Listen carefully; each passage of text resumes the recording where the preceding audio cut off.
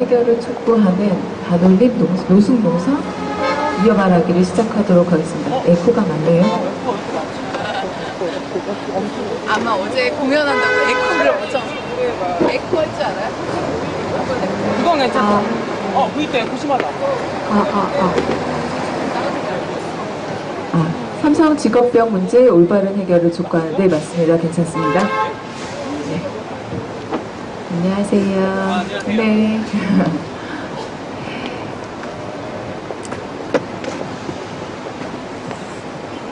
네, 미세먼지가 오늘 정말 자욱하게 꼈습니다. 농성장은 어느 때보다도 좀 바빴던 것 같은데요. 많은 이들이 이곳에 오셔서 자신들의 건강권 문제, 노동권의 문제를 상담하고 호소하고 가셨습니다. 반올림, 삼성 직업병 문제, 삼성 반도체 LCD에서 일을 하던 노동자들의 건강 지킴이로 저희가 반올림으로 활동을 해온 지가 9년이 됐는데요. 이제 많은 분들이 이곳을 찾아주시면서 나의 노동권, 건강권에 대한 걱정과 고민들을 이곳에서 털어놓기 시작하셨습니다. 삼성에서 해결하지 않는 그 직업병 문제가 삼성만이 아닌 것 같습니다. 많은 기업에서도 다른 곳곳에서도 많은 분들이 아프시고 고통을 호소하고 계시는데요. 오늘 이렇게 퇴근하시는 분들 중에서 오늘의 하루는 어떠셨는지, 건강하게 일을 하시고 돌아가시는지 안부를 여쭙고 싶네요. 오늘 이어 말하기 이렇게 시작하도록 하겠습니다. 오늘 우리는 왜 이런 시간을 견디고 있는가 라는 책을 같이 쓰신 김보성님 모셨습니다. 안녕하세요. 안녕하세요. 반갑습니다. 네, 오늘 이어 말하기 선생님 왜 이렇게 많이 오셨어요? 네, 저희가 거의 보통 한 몇 분 안 계시는데 뭔가 많은 좋은 얘기를 듣기 위해서 이렇게 오시지 않았나 싶습니다. 그리고 준비도 참 많이 해오신 것 같은데요. 오늘 잘 부탁드리겠습니다. 소개 좀 부탁드릴게요. 예, 반갑습니다. 저는 우리는 왜 이런 시간을 견디는가라는 책을 같이 쓴 김보성이라고 하고요. 예, 반갑습니다. 센터 소개하셔야 됩니다. 네. 그리고 한국노동안전보건연구소 회원이면서 동시에 노동시간센터 회원이기도 합니다. 대학원 박사과정에서 노동사회학 공부를 하고 있고요. 그리고 오늘 책 내용도 말씀드리고 반올림 투쟁 또 지지하는 마음을 가지고 이 자리에 서게 됐습니다. 반갑습니다. 네, 그 지지의 마음이 너무 그득하게 느껴진 게 오시자마자 인사도 체하기도 전에 반올림 배지 이렇게 작업하고 계셨죠. 네, 그리고 이어 말하기 준비하고 계시고 사회자들은 아무것도 하지 못했는데 대본도 열심히 적어서 보내주셔서요. 저 오늘 기계적 사회 하려고요. 질문 다 보내주셨어요. 답도 다 있어요. 그래서 질문거리가 오늘 7개인데요. 네. 이제 해도 되나요? 네, 무슨 공부한 것 같아요. 줄도 꺼져 있고요. 여기 보니까 다 이렇게 메모를 잘 하셔서 아마 학교 다닐 때 공부를 꽤나 잘하지 않았나라는 생각도 듭니다. 잘하셨나요? 네, 그러면 오늘 모범적인 이어 말하기 손님 김보성님을 모시고요. 우리는 왜 이런 시간을 견디고 있는가? 엄마의 탄생, 좋은 교대자는 없다. 이 부분에 대해서 함께 얘기를 해봤으면 좋겠습니다. 네, 1번. 1번이요 뭐냐면 이 책을 쓰게 된 동기가 뭐예요? 이렇게 하면 된대요. 제가 그렇게 정해봤습니다. 책을 어떻게 쓰게 됐는지 먼저 간단하게 말씀을 드리고 시작을 해야 될 것 같아요. 근데 저도 한 사람의 노동자로 일을 하면서 그리고 가정에서는 또 주부이자 엄마로 아이를 키우면서 공부도 하면서 지내고 있는데요. 제가 이제 생계를 위해서 학원에서 강사 일을 지금까지도 하고 있어요. 이제 예상하실 수 있겠지만 입시학원이다 보니까 아침 9시부터 저녁 6시까지 근무가 아니라 이제 평일에는 밤에 근무를 하고 주말에는 토요일, 일요일 거의 풀타임으로 근무를 하고 저는 그런 스케줄로 살아가고 있고 그리고 이제 같이 살고 있는 제 짝꿍은 아침 9시부터 저녁 6시까지를 기본 노동시간 패턴으로 하는 삶을 살아가고 있고 그리고 저희 애는 또 아빠랑 비슷한 시간대 어린이집을 다니고 있고 자, 이제 세 식구가 이런 시간 스케줄로 대충 살아가고 있는데요. 그러다 보니까 제가 아이를 볼 수 있는 시간, 그리고 아이 아빠를 볼 수 있는 시간, 가족 시간을 보낼 수 있는 시간이 일주일에 3시간, 5시간 이렇게 내기도 힘들더라고요. 일주일 7일 중에서 애 얼굴을 볼 수 있는 날, 2시간 이상 볼 수 있는 날은 운이 좋으면 이틀 정도, 보통 하루 정도. 이런 삶을 한 1년, 2년 살다 보니까 내가 뭐를 위해서 돈을 벌고 있고, 그리고 뭐를 위해서 살고 있나, 이런 생각이 자연스럽게 들 수밖에 없었어요. 그래서 시간의 문제, 삶의 문제, 노동 시간의 문제 자연스럽게 관심이 갔고, 그리고 나서 주변을 둘러보다 보니까 이게 저의 특별한 삶이 아니라 대부분의 직장인들, 대부분의 노동자들이 조금씩 그 시간 스케줄이 다르긴 하지만 비슷한 고충을 안고 생활하고 있다라는 걸 알게 됐습니다. 시작은 달랐지만 이제 비슷한 문제의식이나 고민을 가지고 있는 사람들이 노동시간 센터로 모였고요.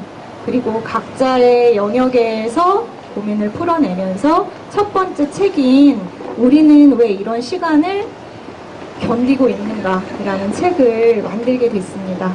예, 이게 이제 배경이라고 할 수 있겠네요. 네, 제목만 봐서는 어떤 되게 잘 나가는 소설 제목처럼 생겼어요. 그런데 거기서 담고 있는 내용은 정말 우리의 고충을 정말 깊이 있게 다뤘죠. 책도 많이 나간 걸로 알고 있는데요. 재미도 있나요? 물론입니다. 엄청 재밌습니다, 엄청. 네, 그래서 2세 찍었다고요? 그럼요. 이런 게 흔치 않죠. 네, 우리는 왜 이런 시간을 견디고 있는가? 왜 견디고 있나요? 저는 책을 못 읽어서요. 죄송하지만 왜 우리는 이런 시간을 견디고 있는지 그 책을 보면 알 수 있겠죠? 그럼요. 여러분께서 3세, 4세로 만들어 주시기를 노동시간 센터에 다른 그 회원들과 함께 기대하고 있습니다. 저기 다 회원분들인가 봐요. 지금 다들 물개박스 이렇게 열심히 치고 계시는데요.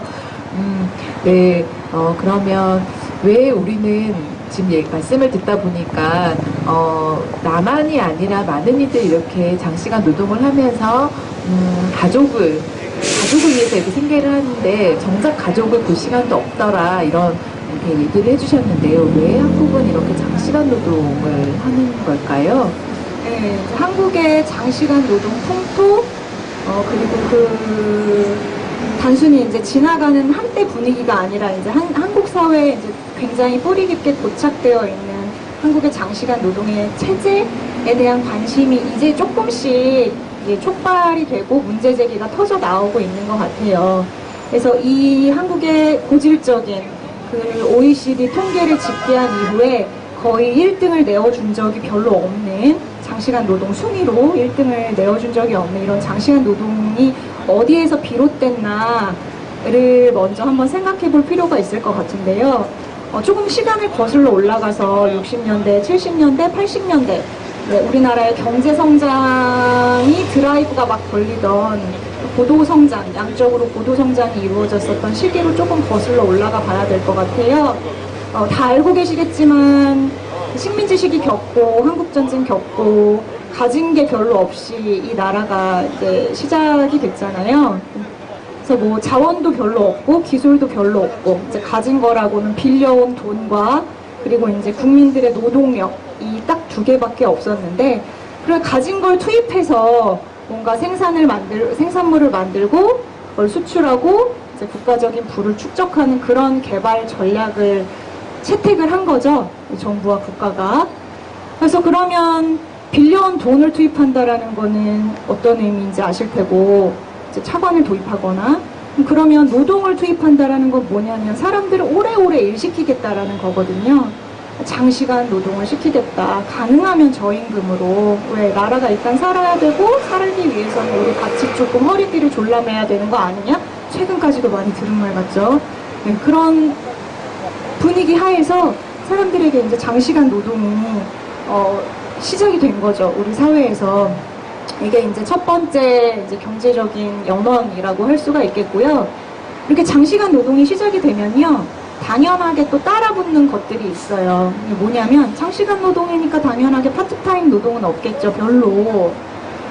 양질의 파트타임 노동은 거의 없겠죠. 모든 사람들이 다 8시간 이상, 9시간 이상, 그리고 실제로 현장에서는 9시간, 10시간, 11시간 노동을 하게 되는 거고. 그러면 누군가는 집에서 밥도 해야 되고 애도 키워야 되니까 어쩔 수 없이 그 장시간 노동의 시스템 하에서 대부분 여성들은 가사를 전담하게 되고 돌봄을 전담하게 되는 이런 되게 완고한 형태의 성별 분업이 고착이 되게 되는 거고. 그래서 장시간 노동 체제 하에서 남성 외벌이의 어떤 고용 체제라든지 아니면은 전업주부, 그러니까 노동시장에 나가지 않는 전업주부를 준 가족 체제라든지 이런 것들이 서로를 보족하면서 이제 한국의 장시간 시스템 하에서 발전을 해오게 된 거죠. 이제 뿐만 아니라 다 알고 계시다시피 노동시간에 대한 법 제도적인 규제도 너무나 취약했고요.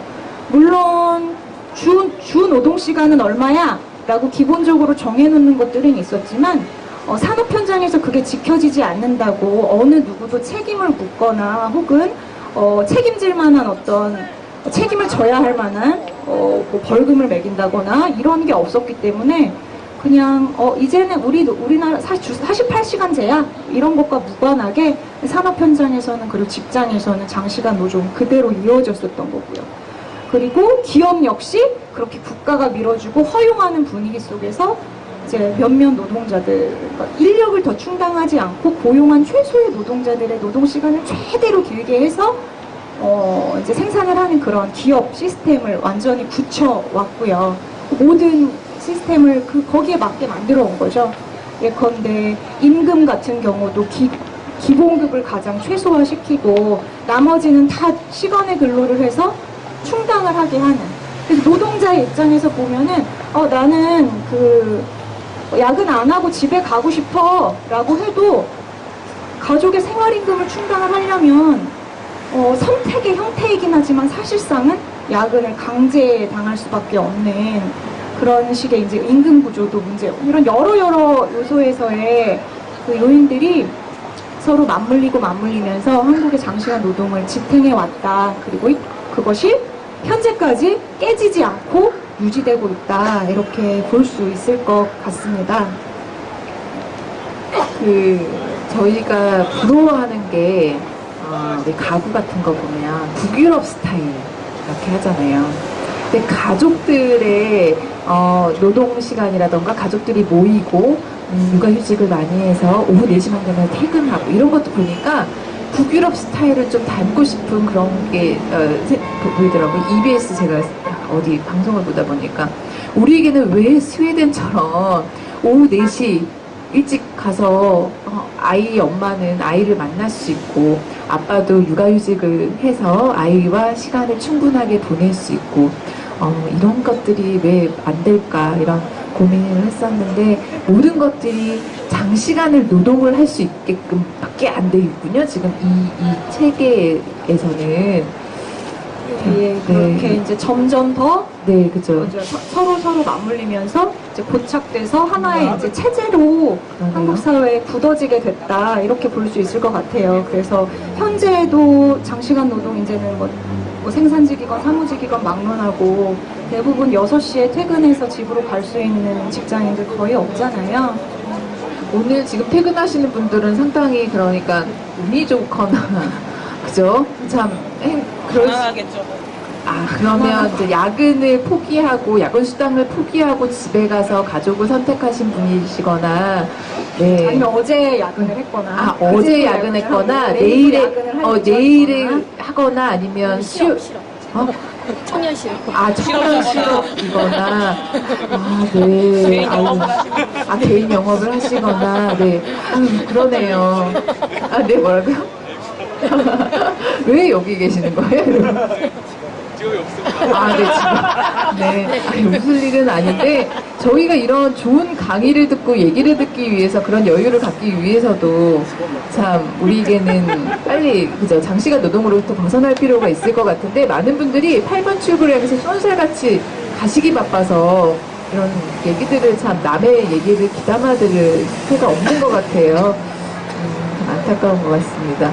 그래서 이것과 관련된 기가 막힌 좀 현실들도 이제 이제 책을 쓰고 연구를 하다 보니까 목도할 일들이 있었는데요. 제가 이제 철강 사업장들을 방문을 해서 노동자들을 인터뷰를 했을 때였어요.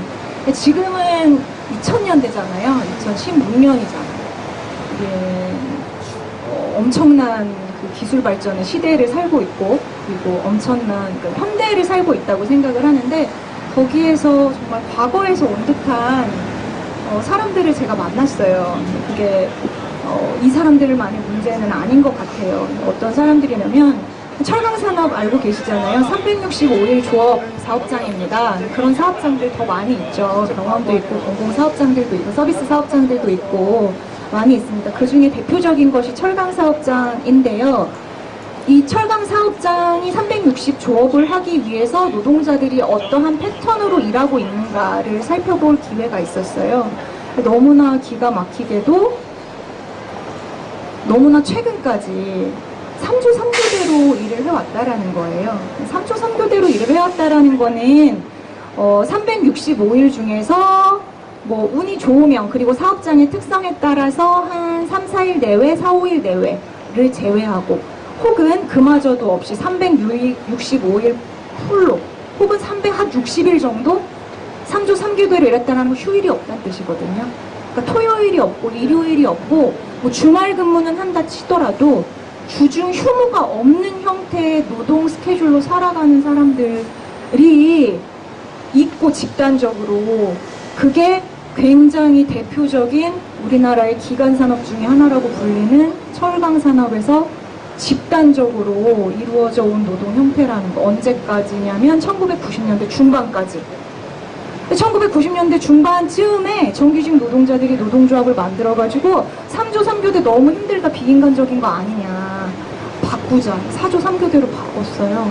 그때서야, 1990년대 그때서야 직영만 바뀌었죠. 그럼 하청은요, 지금 하청 아직까지도 3조 3교대로 일하고 있습니다. 기가 막히다는 거예요. 그러니까 현재도 365일 중에서 옛날 뭐 1950년대, 60년대, 70년대에 저기 영세 사업장에서나 일어날 법한, 아니면 우리 책에서나 봤었던 뭐 산업화 시대에 영국이 이렇다더라, 미국이 이랬었다더라 라고 했었던 그런 형태의 노동이 행해지고 있다라는 거죠. 아직도. 그러니까 여러 이제 요구를 통해서 조금씩 휴무가 채워져 나가곤 있지만, 공식적인 노동 스케줄, 근무 스케줄로는 3조 3교대, 즉 휴무가 1년 중에 하루도 없는, 그게 현실이라는 게 너무나 기가 막히더라고요. 좀 전에 유성기업 노동조합원이 다녀가셨어요. 그분들이 밤에는 잠 좀 자자라고 외쳤었죠. 그래서 이제 올빼미가 상징이 돼서 이렇게 싸우시고 있는데, 그분도 상당한 지금 정신적인 고통과 물리적인 고통에 시달리고 계시더라고요. 우리가 참 잘 먹고 잘 살기 위해서 이렇게 일을 하기 시작했는데, 정신적인 고통과 물리적인 고통에서부터 점점 더 빠져들게 되는 이런 시대가 너무 안타까운 것 같고, 이 반도체에서 일을 하던 노동자들도 마찬가지로 교대 근무로 인해서 많이 고통을 당하셨죠. 그리고 기껏 피해 온 곳이 기숙사인데 그것조차도 공장 옆이기 때문에 유해화물질로부터, 그리고 그 노동 조건으로부터 자유롭지 않은, 그러니까 자유의 시간이 거의 없었던 거죠. 우리가 왜 일터가 바로 옆이라서 참 좋을 것 같다라고 생각해서, 그거는 정말 경영자의 마인드고, 노동자들은 빨리 정말 집에 가서 좀 쉬고 싶은데 그러지 못하죠. 지금 이렇게 지나가면서 보면 이렇게 쿠팡 배달원도 보이시고, 24시간 그 편의점에서 일을 하시는 분도 계실 테고, 지하 노점, 지하 상가에서 이렇게 아침부터 밤늦게까지 햇빛 하나 없는 곳에서 일을 하시는 분도 계시고, 저희를 감시하는 경비원도 보면 겨울이나 여름이나 늘 이렇게 일을 하시는 것 같아요. 우리가 이 장시간 노동 세계에서 가족들은 어떻게 생존을 전략을 펼치고 있는지도 참 궁금합니다. 어떻게 하고 있나요? 책에서는 좀 더 자세하게 분석한 부분입니다. 여기서 조금만 간단하게 말씀을 드리면, 이거는 시대별로 그 형태가 조금씩 다르게 변화되어 온 것 같아요.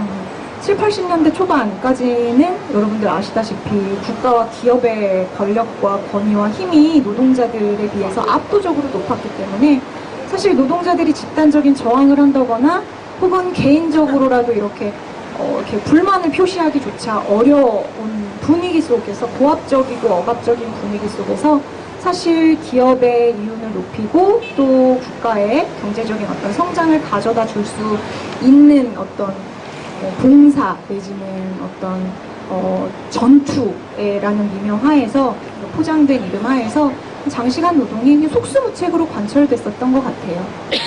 그리고 1987년도에 노동자들이 좀 집단적으로 조직화가 된 이후에 상황이 좀 달라졌을까 싶더니 그럴 수 있는 계기는 어느 정도 마련이 됐었죠. 하지만 기업이나 국가도 가만히 있지만은 않았었거든요. 그러니까 새로운 좀 더 세련된 담론 그리고 이제 공격들을 구사를 하기 시작합니다. 예컨대 신경영 전략이라고 우리가 많이 들어봤었던 그리고 성과 담론이라든지 많은 그리고 자기 개발 담론이라든지 아니면 성공 담론이라든지 이런 것들로 노동자들 개개인을 전방위적으로 포위해서 1980년대 후반에서부터 90년대 초반 잠깐 집단화됐었던 노동자들의 힘을 다시 이제 개개인별로 쪼개놓고 그리고 기업의 이해 그리고 기업의 이데올로기와 노동자들 개개인의 생각을 일치시켜 나가기 위한 그런 굉장히 촘촘한 작업들을 대기업들이 펼쳐 나가거든요. 그런 속에서 이제 장시간 노동이 다시금 재생산되는 거를 볼 수가 있습니다.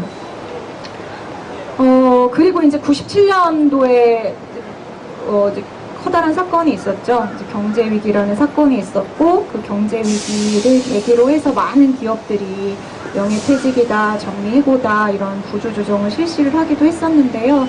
그런 경험을 한번 겪고 난 그 노동자들은 여기는 자기가 일 못하면 이건 방법이 없는 사회잖아요. 얼마나 많이 불안하고 또 고민이 됐겠어요. 그러니까 오히려 내가 있을 때 직장에서 잘리지 않을 때 최대한 벌어놓자. 내 몸이 지금 혹사대가 당해도 상관없다. 가족 잠깐 못 봐도 되고 여가 시간 못 가져도 상관없다. 그래 나 기계다. 이런 이제 마음도 좀 많이 사람들 마음속에 자리가 잡히게 된 것 같고요. 이런 과정을 겪으면서 현재까지 오게 된 것 같습니다. 비정규직 노동자들한테는 상황이 조금 더 똑똑한 것 같아요. 왜냐하면 아까 말했잖아요. 법은 큼직큼직하게는 정해놓고 있다니까요. 뭐 근로기준법 보장해놓고 있고 파업법 보장해놓고 있고 노동시간도 크게는 제한한다 하고 있고 그 연월차 휴가도 정규직 비정규직 구분 없이 다 쓸 수 있다 이렇게 해놓고 있거든요. 그래서 1년에 총 근무일수 중에서 80% 이상만 이제 출근을 하면 연월차 휴가 쓸 수 있다. 다 모으면 1년에 한 2주 정도 되거든요. 그거 쓸 수 있는 기업, 그거 진짜로 쓸 수 있는 기업 별로 많지 않죠. 그리고 진짜로 쓸 수 있는 노동자들도 많지 않습니다. 대기업은 정규직으로 일자리가 안정돼 있고 노조가 있는 경우에는 또 노조의 힘에 조금 기대서 연월차를 조금 사용할 수 있지만 비정규직은 그런 얘기 입만 뻥끗 떼려고 하면 다음 계약 어쩔 생각이야 이런 눈초리를 받기 때문에 이제 상황이 더 취약한 노동자들에게 좀 더 너그럽고 배려를 많이 하는 사회가 돼야 되는데 더 취약한 노동자들이 더 많이 이제 힘들 수밖에 없는 상황이라는 것도 참 우리 사회의 문제라면 문제고 그리고 마음이 아픈 단면 중에 하나인 것 같습니다. 네, 얘기 들으면서 이제 아까 여기 유성기업 모신 분이 계속 이렇게 얘기를 해주셔서 그게 생각이 났는데요. 본인이 당한 그 경영자 사장으로부터 당한 일을 자기가 가족에게 똑같이 하더라는 거죠. 이게 힘이, 그러니까 이 방향이 그러니까 사장이나 나를 이렇게 고통에 빠뜨린 위로 향해야 되는데, 자기도 모르게 가족 약자인 아이에게 너는 뭐 했니? 다그치게 되고 아이 공부 몇 시간 했니라고 마치 근무 시간 제한하고 너 왜 더 안 하니 하듯이 하고 있다. 근데 그게 우리 그 장시간 노동과 열악한 노동 조건으로 인해서 우리의 가족까지 정말 황폐화되는 그런 얘기가 아니었나 싶어서 아까 얘기 들으면서 아유 네 안타깝네요 이렇게 좀 같이 얘기를 이 자리에서 같이 좀 했으면 좋겠다라는 생각도 들었는데요. 다음 기회에 한번 모셔서 좀 얘기를 같이 해보는 시간을 가져줬으면 좋겠다라는 생각이 드네요. 듣다 보니 그래서 우리 4번의 모습 뭐라고요? 아 가족들의 삶의 모습은 어떠냐 이렇게 이제 물어봐 네 때가 된 것 같아요. 맞아요. 그쵸? 지금 딱 제가 얘기할 때 맞죠? 저 모르는, 네. 유성기업 아까 인터뷰하신 분 얘기를 하다 보니까 맞는 것 같아요. 제가 지금 하려고 하는 얘기도 그것과 연관이 돼 있는데 우리가 하루 24시간 중에서 정말 많은 시간, 진짜 긴 시간, 제일 긴 시간 동안 직장에서 보내잖아요. 사업장에서 보내게 되잖아요. 그 사업장의 규칙, 그 사업장의 분위기, 그 사업장에서 통용되는 어떤 논리들 이런 것들은 사람은 자기도 모르게 배우게 돼 있는 것 같아요. 물론 사람이기 때문에 거기에 문제의식을 가지고 저항하려고 하기도 하지만 잠깐만 정신줄을 놓치면 그 공간의 논리에 지배당할 수밖에 없게 되거든요. 저도 그런 상황을 인터뷰를 다니면서 굉장히 많이 만났었습니다. 그 중에 하나를 유성기업 아까 인터뷰 해주신 노동자분도 말씀을 해주신 것 같고 여기서도 단적으로 느낄 수가 있는 게 그래서 하루 24시간 중에서 11시간, 한 10시간을 사업장에서 보내고 그 속에서 쉬지 말고 일해, 들키지 말고 일해. 그게 당연한 거야. 가족 못 만나는 거 어쩔 수 없이 다 그러고 살아. 이런 분위기 속에 있다 보면 그냥 그거를 자기도 모르게 당연한 걸로 사람들이 받아들이게 되는 거예요. 그리고 뭔가 좀 우리가 이런 상황이 뭔가 문제가 있고 내가 왜 사람이 저는 책 제목이 그렇다고 생각합니다. 왜 사람이 삶을 꼭 시간을 꼭 견뎌야 하죠?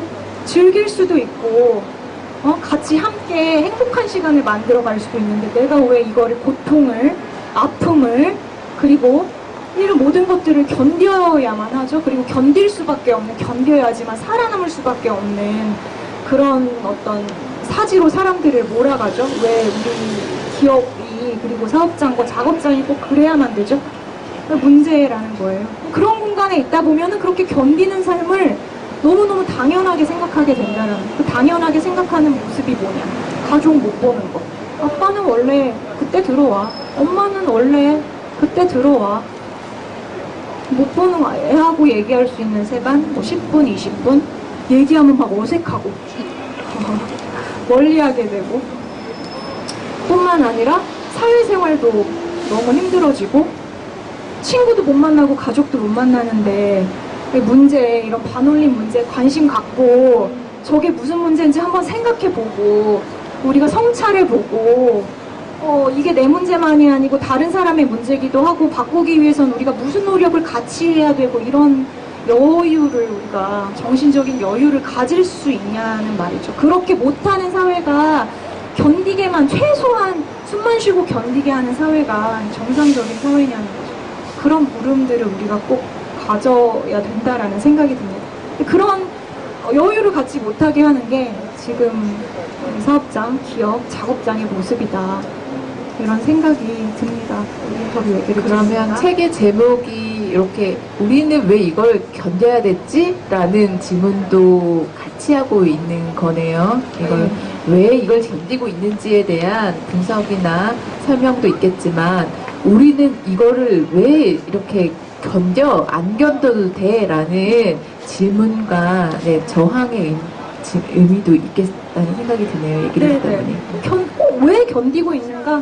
다르게 살 수도 있는데 저는 즐기면서 같이 살자고 얘기하고 싶어요. 즐기는 삶. 물론 고통도 있고 같이 그때 아픔도 있고 어려움도 있겠지만 즐기면서 같이 꾸려나가는 삶? 이런 걸 할 수 있는 조건 우리가 같이 만들어야 되지 않겠냐는 거죠. 작업장에서 그리고 가족에서 이런 사회적인 공간 속에서 이렇게 우리를 장시간 노동의 시스템 하에 꽉 가둬버리는 이런 다양한 어떤 요소들이 문제가 있는 거 아니냐라는 거죠.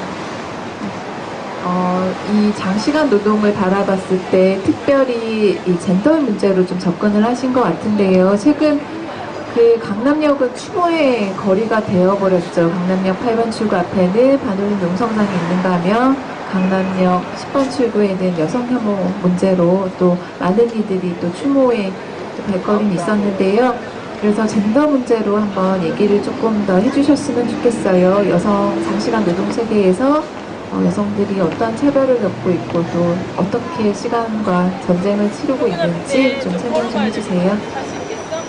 장시간 노동 체제는 결코 젠더 중립적이지 않습니다. 성 중립적이지 않아요. 굉장히 남성적이고 가부장적인 시스템입니다. 아까도 살짝 말씀을 드렸지만 직장에서 누군가를 되게 오래 붙잡아 놓고 집에도 못 가게 하고, 그 말인즉 애도 못 돌보게 하고 가사노동도 못하게 하고 집에 가자마자 나는 모르겠다 내일 또 출근하려면 뻗어 잘 수밖에 없게 만든다는 거는, 그렇다고 사람이 밥 안 먹고 살 수 없고 잠 안 자고 살 수 없고, 그리고 가족을 꾸리면 이세가 생기기도 하는 것이고, 생기면 또 걔를 키우기는 해야 되는 것이고, 이 모든 거를 누군가에게 떠밀어 놓는다는 걸 의미하는 거거든요. 그거 누구 차지가 되냐? 집안에 있는 보통 여성 주부의 차지가 됩니다. 원치 않아도 그렇게 된다는 거죠. 그리고 그 시스템화에서 내가 직장에서 이렇게 돈 벌려고 힘들게 일하고 뻗을 때까지 일하고 왔는데 라고 하는, 왜? 일하고 왔으면 임금을 받게 되니까 그 임금에서 오는 이 자본주의 논리에 따라서 권위도 남성 가장에 같이 손에 쥐어주게 되는 거죠. 이 말인즉 가정 속에서 모든 가사노동과 돌봄 노동은 현실적으로, 실질적으로, 그리고 규범적으로 네가 해야 돼 이런 식으로 여성들의 차지가 되면서, 그러면서 실제 여성들이 하는 가사노동, 돌봄노동 가치를 제대로 평가받지 못한다라는 얘기가 되기도 하는 거거든요. 그리고 여성들이 또 파트타임 노동이나 혹은 전일제 노동으로 맞벌이를 한다고 하더라도 그거는 부수적인 노동, 부차적인 노동, 제1의 노동이 아닌 것으로 가족에게서도 그리고 직장에서도 평가받는다라는 거죠. 그러니까 구조조정인데 가장 자를 수 없어, 네가 집에 가, 이런 얘기 여성들이 들으면서 정리해도 1순위가 되고 0순위가 된다라는 거고, 그런 상황이 문제가 많다라는 거. 우리 주변에 너무 흔한 일이니까 낯설게 느끼지 못할지도 모르겠지만, 그래서 실제로 한국에서는 이런 장시간 노동 체제 하에서 장시간 노동 체제가 만들어낸 이런 성별 분업, 가정주부 전담, 이 세상에서 가장 많은 비율을 지금 차지하고 있습니다. 이 말 뒤집어 말하면 이런 구조 때문에 여성들의 자유로운 노동시장 참여가 굉장히 많이 제약돼서 굉장히 낮은 수준을 보이고 있다라고 볼 수 있는 거죠. 지금은 분위기가 또 약간 바뀌었어요. 왜냐하면 지금 노동시장의 안정성이 흐트러지고 남성 노동자들도 언제든지 직장에서 해고당할 수 있는 상황이 되면서 여성들 노동시장으로 나와, 또 국가에 이렇게 손짓을 하고 있기도 하거든요. 나와서 나오면 뭐 제대로 뭐 대우를 해주나요? 저임금, 서비스 노동자, 직군 중심으로 광범위하게 여성 노동시장이 지금 형성돼 나가고 있습니다. 이렇게 불러들여요, 또 여성 노동자들을. 근데 이전에 여성 노동을 바라보는 어떤 시선들, 가부장적인 시선들은 바뀌지 않았다라는 거죠. 그러면 결과는 어떻게 되겠습니까? 먹고 살아야 되니까 떠밀려 나간, 혹은 자신이 선택해서 나간 시장에서 1순위로 대우받지도 못하면서 가정에서는 기존에 해왔던 가사노동, 돌봄노동 그대로 여성의 차지로 유지가 되고 있는 것이고, 이게 제가 그냥 막 화를 내면서 하는 말이 아니거든요. 통계청에서 하는 생활시간 조사라는 게 있어요. 딴 거 빼고 맞벌이 노동자 부부만 보자는 거예요. 맞벌이 노동자 부부 중에서 우리 가사노동 시간 하루 평균 3시간 반 정도입니다. 남성 노동자 같이 일하잖아요. 몇 시간이면 41분 평균 나옵니다. 주말이 되면 어떻게 되냐? 여성 맞벌이 노동자의 가사노동 시간 4시간으로 늘어납니다. 왜? 밀린 일 해야 되니까요. 남성 노동자들의 가사노동 시간 별 변동이 없습니다. 이게 바로 방금 얘기한 상황 속에서 여성들이 짊어져야 되는 이중 부담을 수치로 대변해주고 있는 거라고 또 볼 수가 있다는 거죠. 네. 근데 이런 것들이 장시간 노동 시스템하고 맞물려서 만들어졌고 현재까지도 형태를 조금씩 바꿔가면서 유지되고 있다라는 얘기도 우리가 꼭 기억해야 되는 대목 중에 하나인 것 같습니다. 저희 그 삼성 반도체 직업병 문제를 다루다 보면 그 젠더 감수성이라는 것을 항상 이렇게 생각해야 되더라고요. 어떤 분이 이것은 70년대가 아니다라고 영화를 만들기도 했었는데, 이제 여성이기에 계속 똑같은 단순 반복 작업을 하던 오퍼레이터가 돼서 자신의 형제, 남자 형제를 대학에 보내야 되고, 그러고 이제 가사를 이렇게 가게를 생계를 책임지고, 그러다가 병에 걸리니 그것이 미안하고, 본인이 안타까운 것보다도 동생의 대학을 보내지 못해서, 아니면 충분하게 용돈을 주지 못해서 그것이 미안하고, 그래서 삼성에서 보상위원회라는 걸 정말 제멋대로 꾸렸는데, 안타까운 게 이렇게 들었다 보면, 그분들이 치료비를 받고 뭔가 생계비를 신청할 수밖에 없는 연유에는 아무리 제멋대로이지만 그 결정권이 자신에게 없는 거예요. 나의 몸이 아프고 내가 그렇게 억울하고 사과를 받아야 될 그 권리조차도,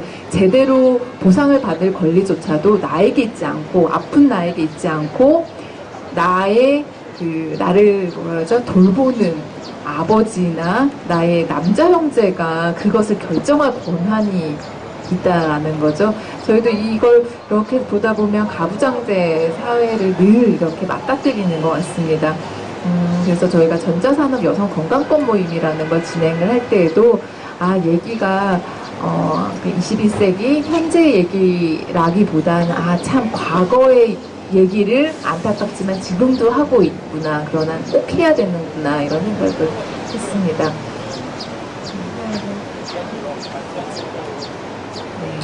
네, 그래서 이런 장애가 질문이 6번으로 안 넘어가서 지금 당황하신 건가요? 아니 6번으로 제가 그냥 넘어가면 될 것 같아요. 그래서 이런 말씀드리고 싶은 내용들을 많이 제가 다 말씀을 드린 것 같아요.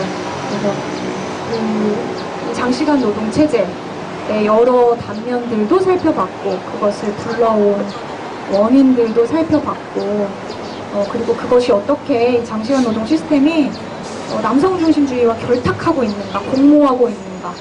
그래서 남성 노동자들도 착취를 하고 여성 노동자들도 착취를 하지만 젠더의 측면에서 여성들을 어떻게 또 이용하고 또 몰아세우고 있는가.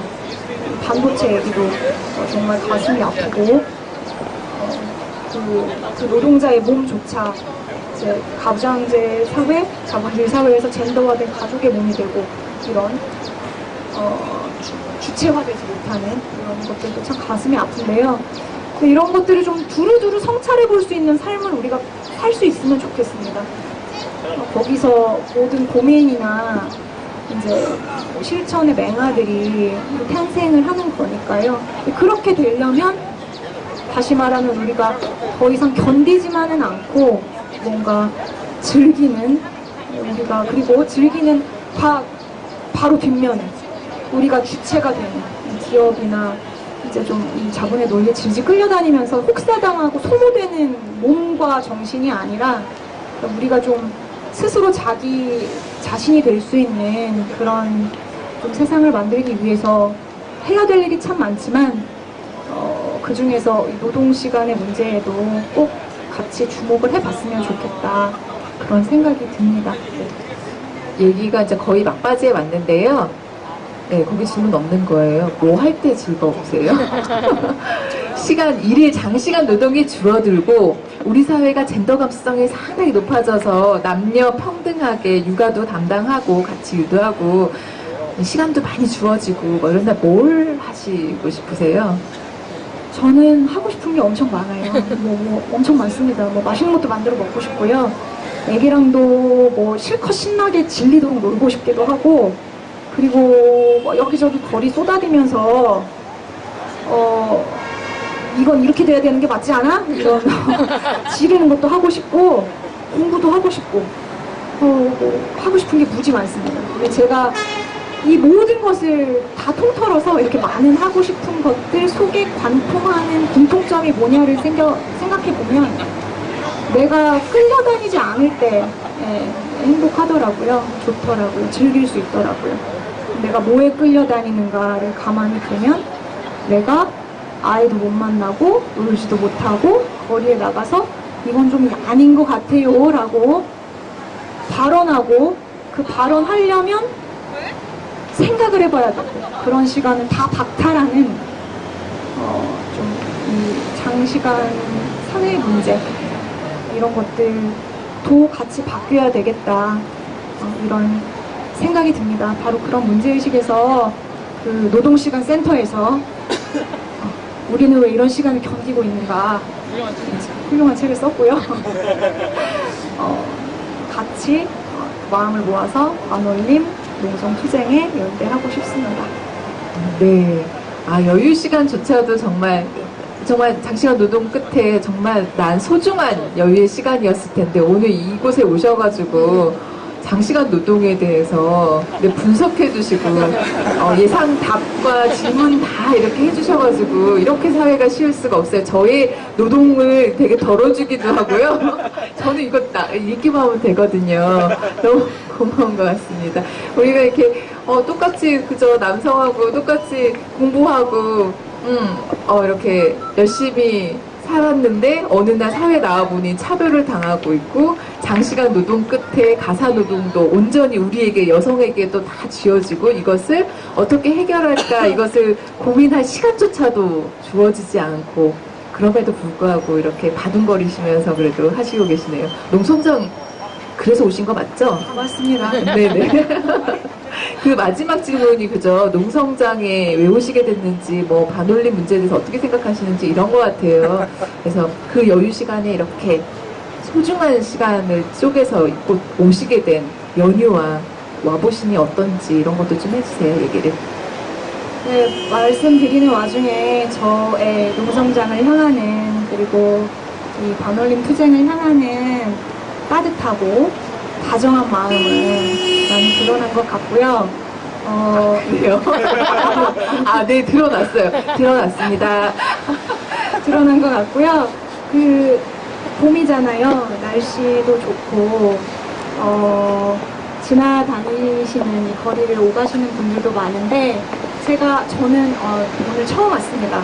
앞으로 또 오겠습니다. 네. 처음 왔는데요. 다른 분들도 이렇게 왔다 갔다 하시다가 이제 신발 벗어놓으시고 농성장 안으로 들어가셔서 같이 뭐 배지도 접고 우편물도 접고 그러면서 두런두런 얘기도 해보시고 또 이렇게 바쁜 한 하루 중에 한편 시간을 내셔서 또 같이 좀 고민을 나눠보시고 그러기에 좋은 계절인 것 같습니다. 물론 또 비바람이 몰아칠 땐 또 그런 맛이 또 있지만요. 네, 그렇게 좀 같이 하는 그러면서 조금씩 같이 즐기는 그런 세상으로 만들어 갔으면 좋겠습니다. 아, 네, 와주셔서 너무 감사드리고요. 혹시 더 하고 싶으면 못다한 말이 있다거나, 저 질문 되게 많은 분들 계세요, 여기 보면. 꼭 마이크 잡는 분 계세요, 여기.